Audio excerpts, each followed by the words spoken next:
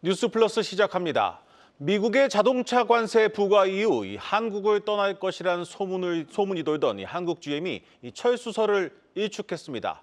한국은 중요한 전략 시장이라면서 오히려 2만 대 증산을 결정했습니다. 관세 장벽이 있기는 하지만 GM이 미국에서 파는 소형 SUV 대부분을 만들고 있는 한국을 당장은 포기하기 어렵다는 판단을 한 것으로 보입니다. 산업부 고영욱 기자 나왔습니다. 고 기자, 한국 GM 사장이 공식 입장을 내놓은 건 이번이 처음이죠? 네, 그렇습니다. 그동안 이제 한국 GM은 이제 전체 생산 물량의 84%가 미국으로 수출되는 생산 기지 역할을 해왔습니다. 네. 때문에 이제 트럼프 행정부의 25% 자동차 관세 부과로 한국에서 철수할 것이라는 우려가 제기됐었습니다. 이제 국내에 이렇다 할 신차를 내놓지 않았다는 점도 이런 의혹을 키웠었는데요.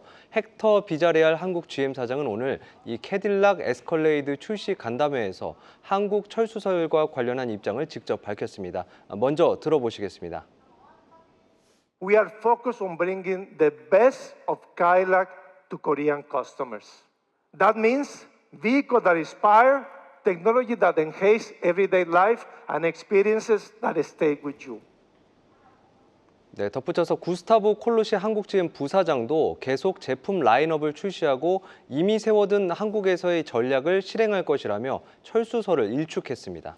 자, 오늘 오랜만에 신차를 내놓긴 했지만 이건 국내에서 만드는 게 아니라 수입해서 파는 차네요. 네, 맞습니다. 한국 GM이 국내 신차를 출시한 건 이제 지난해 5월 전기차 리릭 이후 약 1년 만입니다. 네. 이번에 출시한 그 캐딜락 더 뉴 에스컬레이드는 북미 풀사이즈 럭셔리 SUV 판매 1위를 기록하는 모델입니다.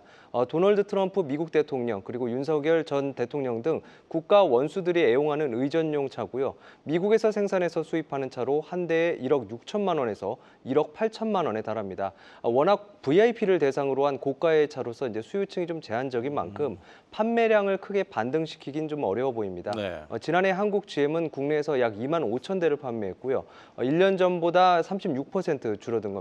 국내 매출은 2003년 이후 처음으로 1조 원 밑으로 떨어졌습니다. 네, 한국 GM이 이번에 국내에서 2만 1,000대를 추가로 생산하겠다고 밝혔는데 GM이 만들어서 미국에 보내는 이 소형 SUV 라인업들이 미국에서 좀 잘 팔리는 것 같습니다. 네, 맞습니다. 앞서 이제 한국 GM 노사는 지난달 그 미국 GM 본사를 방문했고 여기서 이제 한국 생산 물량을 유지하라는 답변을 들었다고 전해지는데요. 네. 이번에 한국 GM은 인천 그 부평 공장에서 신차 2만 1,000대를 추가로 생산하겠다는 계획을 노조에 밝힌 것으로 확인됐습니다. 부평 공장 연간 생산 능력 25만 대의 8에서 9% 수준입니다. 배정 물량은 트레일 블레이저 그리고 뷰익 앙코르 GX, 엠비스타 등의 차종입니다. 윤명욱 한국 GM 최고 마케팅 책임자는 오늘 이와 관련해 부평 공장과 창원 공장 모두 정상적으로 가동하고 있다면서 물량 추가 생산은 시장 수요에 맞춰 공급하는 것으로 지극히 정상적인 과정에서의 생산량이라 생각하면 된다고 설명했습니다. 네, 이 GM은 또 이제 본사 차원에서는 이 현대차 그룹과의 포괄적인 협력을 약속했는데 GM 공장에서 현대차를 만든다 이런 얘기였던 것 같은데 이건 어떻게 진행되고 있습니까? 네, 일단 그 정의선 현대차 그룹 회장과 그리고 메리베라 GM 회장은 이제 지난해 9월 포괄적 업무 협약 이후 1년 만인 오는 9월 공개석상에서 다시 만날 예정입니다. 네, 첫 프로젝트로는 이제 현대차가 최근 개발한 전기 상용차가 유력하고요. 현재 이제 세부 사항 막바지 조율 중인 것으로 알려졌습니다. 현대차가 반조립 형태로 GM에 보내면 GM이 이제 최종 조립하고 GM 브랜드를 붙여서 미국 시장에 판매하는 방식이 될 것으로 보입니다. 반대로 이제 GM은 중형 픽업 트럭인 쉐보레 콜로라도와 GMC 캐니언을 현대차 측과 이제 공유하는 방안을 검토 중인 것으로 알려졌습니다. 네, 이 한국 GM이 만들어서 수출하는 소형 SUV의 판매량은 이 GM의 미국 전체 판매량의 10%를 훌쩍 넘습니다. 이 관세를 따지더라도 한국 생산 라인을 당장은 포기할 수 없다는 뜻이기도 합니다. 지금까지 산업부 고영욱 기자와 함께했습니다.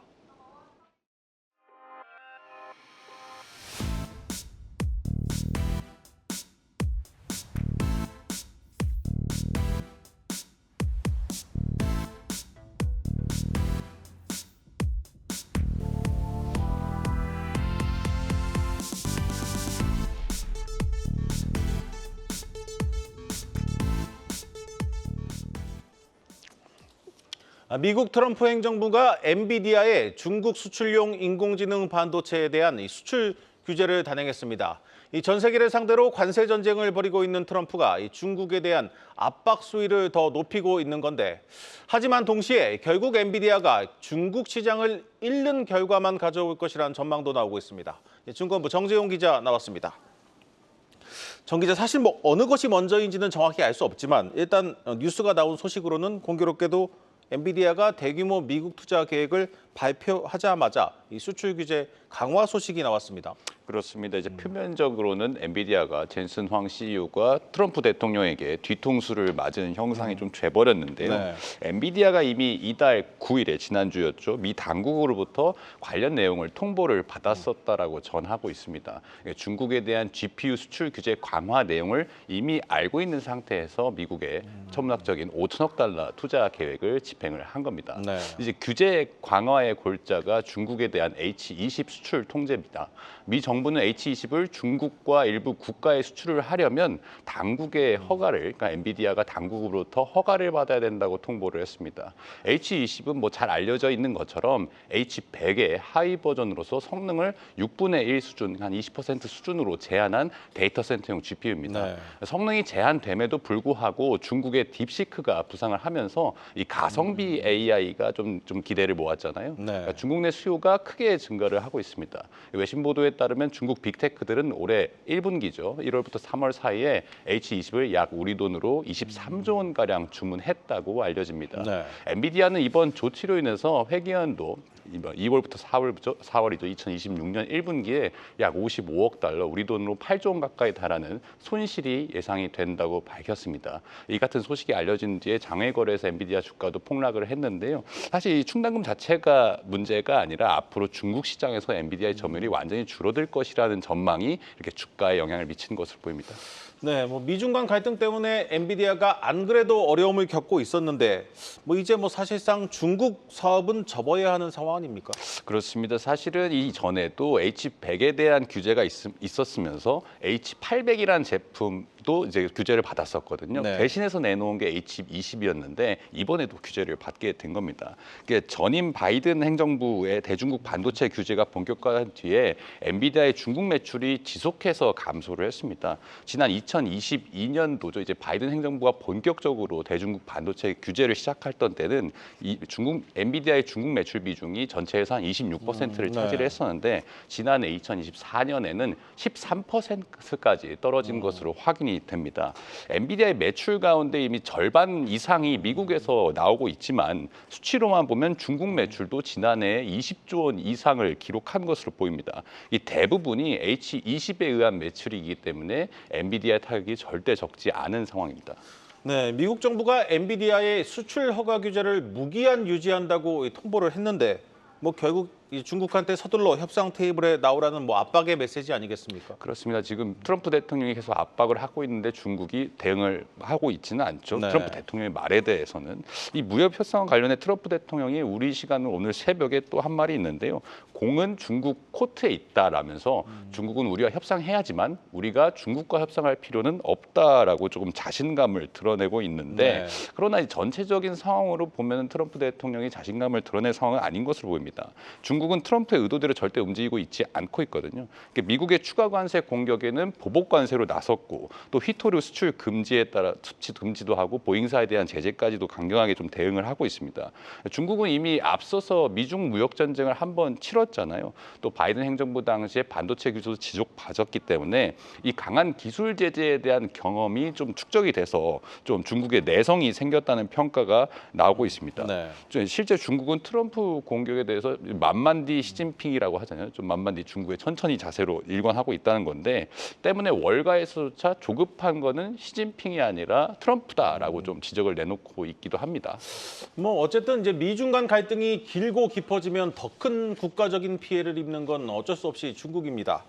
그런데 이 엔비디아가 이 중국에서 사라진 덕분에 이 중국 화웨이가 덕을 보게 생겼다 이런 얘기가 들립니다. 그렇습니다. 이제 중국 내에서 H20의 경쟁 제품으로 중국 화웨이의 어센드 910C가 거론이 되는데 네. 중국 화웨이가 이제 자체 개발한 AI 칩인데 딥시크의 AI 추론에도 활용이 된 것으로 좀 전해집니다. 어센드 910C의 성능은 아직 엔비디아 H20의 뭐 60% 수준에 불과하다라는 지적도 있긴 하지만 최근에 이제 중국이 반도체 자립에 나서면서 노광 장비 자체도 자체적으로 만들려는 노력을 하고 있잖아요. 네. 그러니까 화웨이가 이 저성능 AI 칩에서 엔비디아가 없으면 그 자리를 대체하기까지 시간이 그렇게 오래 걸리지 않을 것이라는 게 전문가들의 견해입니다. 네. 이게 상호관세 90일 유예도 있었고 트럼프 대통령의 좀 이 관세 정책이 일관적이지 못하다는 비판도 그만큼 나오고 있는데 이 엔비디아에 대한 수출 규제가 지속될지 조금 지켜볼 필요가 있습니다. 네, 잘 들었습니다. 증권부 정재용 기자였습니다.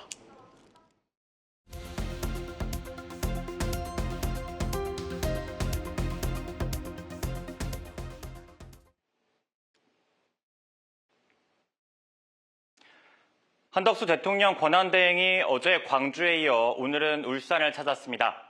울산시 동구 HD 현대중공업을 방문해 선박 건조시설을 살펴보고 현장 목소리를 듣기 위해서였는데요. 한 대행, 트럼프 대통령과의 통화에서 한미 조선 협력을 강화해 나가기로 한 점을 강조했습니다. 미국 정부의 강력한 조선업 재건 의지가 우리 조선 산업의 재도약을 이끌 기회라는 거죠. 어제는 광주 기아 공장을 찾아 전기차 보조금을 비롯한 지원을 약속하기도 했었습니다. 지난달 SK 하이닉스를 포함하면 세 번째 기업 현장 방문입니다. 앞서 오늘 아침에는 한국에 와 있는 웨스부어 미국 메릴랜드 주지사를 만나기도 했는데요. 경제 통상 분야에서 광복 행보를 보이는 중인데 때문에 흘러나오는 대선 차출론에 대해 총리실은 별다른 입장을 내놓지 않고 있습니다. 기재부와 산업부는 다음 주 미국과의 본격적인 관세 협상을 시작합니다. 기획재정부는 미국 재무부가 다음 주 최상목 부총리와 스캇 베센트 재무장관의 회담을 제안했다고 오늘 밝혔는데요. 안덕구 산업부 장관 역시 이르면 오는 일요일 세 번째 미국 출장에 나설 예정입니다. 우리 정부는 당장 국익 차원에서 최대한 협상하고 나머지 부분은 새 정부가 마무리하도록 하겠다는 계획입니다. 우리로선 현지 시각 16일 열리는 미국과 일본의 상호관세 협상을 참고할 수 있습니다. 대미 무역장벽이나 알래스카 개발, 주일 미군 분담금 등의 의제가 비슷하기 때문이죠. 미국 현지에서는 트럼프가 다른 나라들과 중국 사이의 거래를 막기 위해 관세 협상을 활용할 거란 분석이 나오는데요. 관세율을 낮춰주는 대신 중국과 거래를 끊는 조건을 달아서 중국 경제에 타격을 입히겠다는 게 미국의 계산인데 한미 협상에서도 관련 내용이 들어갈지 관심이 커집니다. 지금까지 세종브리핑이었습니다.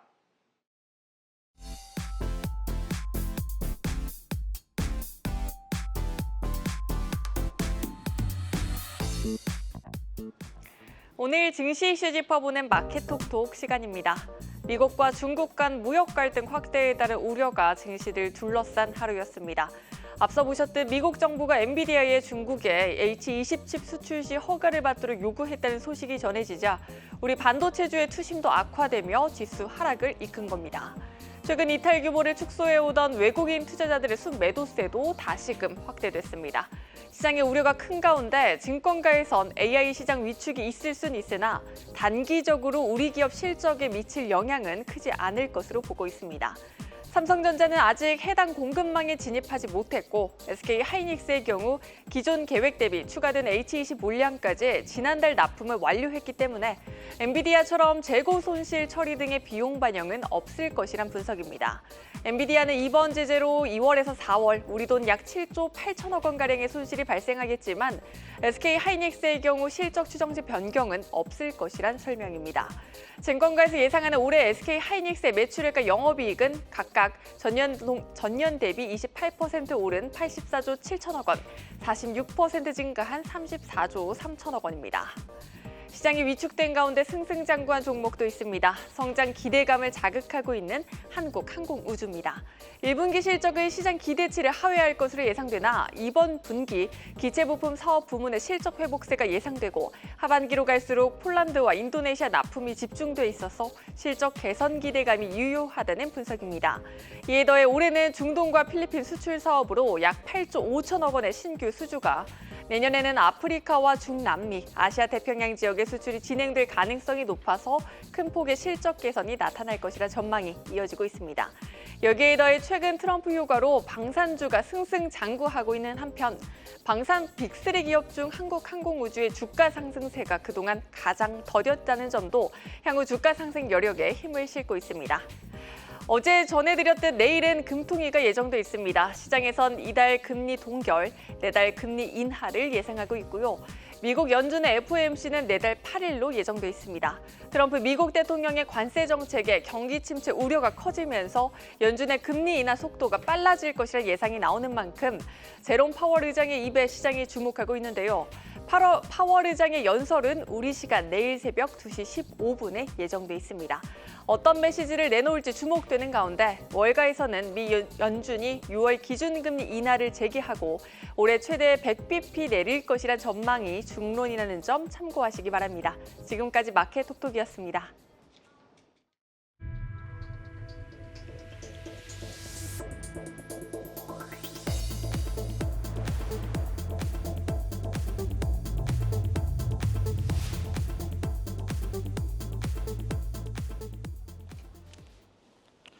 과거 철도를 정비하던 서울 용산 정비창 일대를 국제 업무직으로 탈바꿈하는 사업이 본격적인 첫 삽을 뜹니다.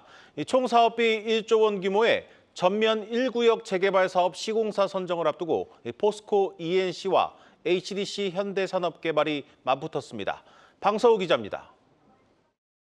용산역 앞으로는 강남이나 광화문 못지않은 빌딩 숲이 있고 뒤로는 강변북로를 따라 한강이 나옵니다.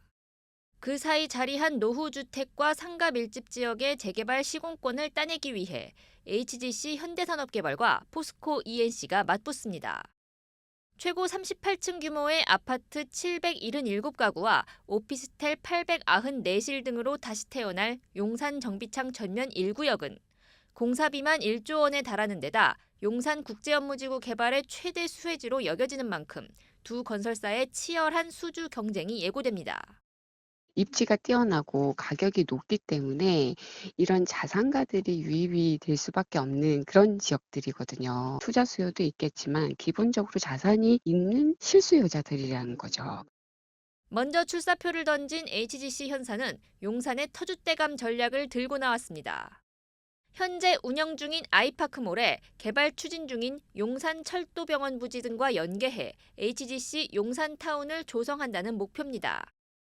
여기에 한강변에서 가장 긴 커뮤니티 시설과 전 세계 주요 도시에만 입점하는 파크 하얏트 호텔 유치를 약속했습니다. 이에 맞서는 포스코 ENC는 국제 업무 도시를 조성해본 내공을 내세웠습니다. 송도 국제도시 조성 경험을 바탕으로 하이엔드 브랜드인 OTL을 용산 최초로 적용하겠다는 겁니다. 그러면서 조합이 예상한 공사비보다 950억 원 낮은 공사비와 LTV 160% 등 한남 4구역보다 파격적인 조건을 걸었습니다. 업계에서는 용산 정비창이야말로 한강 벨트 진입의 관문이자 교두보인 만큼 이번에 시공권을 따내야 성수, 압구정, 잠실까지 이어지는 수주 경쟁에서 우위를 점할 수 있다고 내다봤습니다. 용산 개막에 서막을 올릴 시공사는 오는 6월 7일 결정될 전망입니다. 한국경제TV 방서우입니다. 지난해 처음으로 연간 흑자를 낸 인터넷은행 토스뱅크가 오늘 기자간담회를 열고 글로벌 진출을 선언했습니다. 경제부 김예원 기자 나왔습니다. 김 기자, 이 토스뱅크가 오늘 중장기 전략을 발표했는데 이 글로벌로 진출하겠다 이런 내용이 담겼습니다. 네, 맞습니다. 토스뱅크는 향후 5년 내 글로벌 시장으로 진출하겠다고 밝혔습니다. 이 신흥국, 선진국을 가리지 않고 국가별로 검토 중이라고 했는데요. 이은미 토스뱅크 대표 멘트 먼저 들어보시죠. 사실 미국이나 런던, 영국, 홍콩, 싱가포르 봐도 사실 제가 봤을 때는 어떤 고객 경험 측면에서 저희가 할 수 있는 부분들이 상당히 많다라고 봅니다. 지금 현재는 어떤 특정한 국가를 지금 한정 짓지는 않고 여러 나라를 같이 보고 있고요. 이 대표는 동남아 등 신흥국뿐만 아니라 런던, 미국, 홍콩 등 선진국 시장도 진출 대상으로 보고 있다고 말했는데요. 현재 규제 환경과 고객 특성을 분석해 해외에서도 의미 있는 성과를 낼 수 있다고 자신했습니다.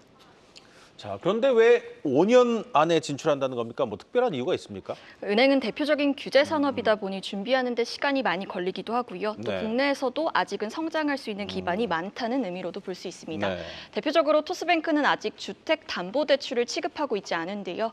이은미 대표는 현재 주담대 관련 인력과 인프라 구축에 한창이라며 내년 출시를 목표로 꼼꼼하게 준비하고 있다고 말했습니다. 이 주담대는 은행권의 가장 안정적인 이자 수익으로 꼽히는 만큼 이 출시 이후 다른 인터넷 은행들처럼 이 대출 자산이 빠르게 성장할 수 있을 것으로 보입니다.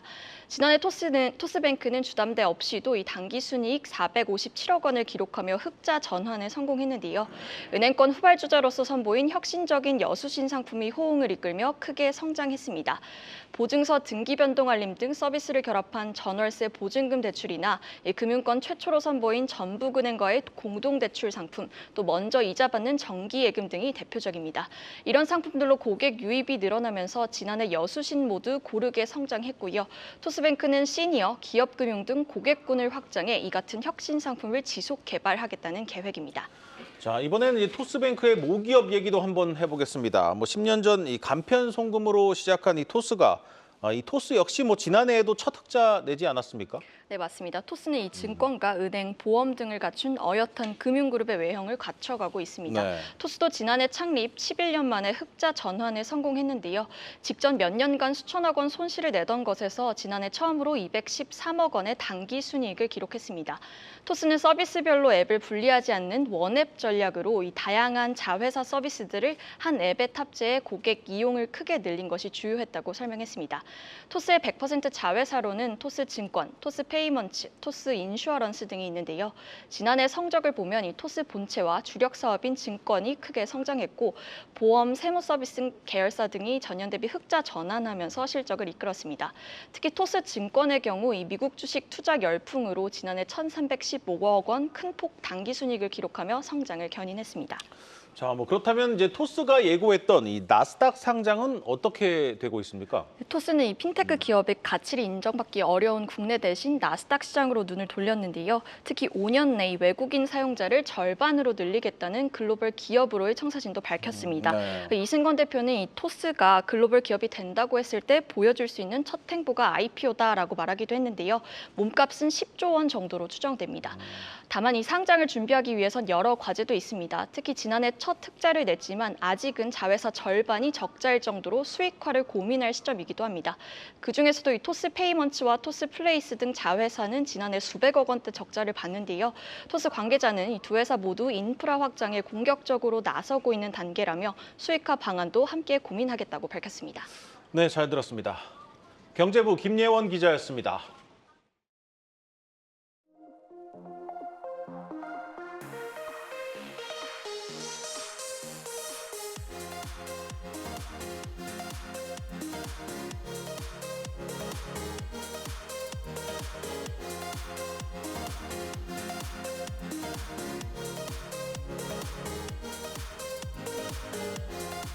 아우토반을 달려도 문제가 없는 웨트 조건에서도 강력한 그립력을 발휘할 수 있는 이런 타이어들이 오늘 썸머형으로 두 종을 내드리는 엑스타 스포츠고요.